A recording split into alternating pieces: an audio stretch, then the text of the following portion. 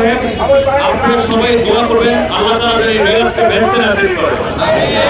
আপনারা এখানে যারা আছেন, যারা আমাকে শুনছেন দেখছেন, আপনারা জানেন দীর্ঘ 17 বছর আপনারা আমরা মিলে আমাদের মাননীয় প্রধানমন্ত্রী জনাব তারেক রহমানের নেতৃত্বে আন্দোলন সংগ্রাম করেছি বাক স্বাধীনতার জন্য, গণতন্ত্রের জন্য, ভোটাধিকারের জন্য, মানবাধিকারের জন্য।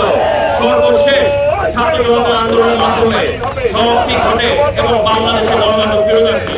আজকে আমরা এখানে রিয়াজ চত্বরে দাঁড়াই, আমরা বলতে চাই যে বাংলাদেশে আর কোনোদিনই যেন এরকম ফ্যাসিস্ট ফেরত না আসে এবং বাংলাদেশে যেন সবসময় গণতন্ত্র থাকে, বাক স্বাধীনতা থাকে, মানবাধিকার থাকে, যেই জন্য আমাদের মাননীয় প্রধানমন্ত্রী তারেক রহমান কাজ করে যাচ্ছে, সেইভাবে আপনারা সবাই সহযোগিতা করবেন।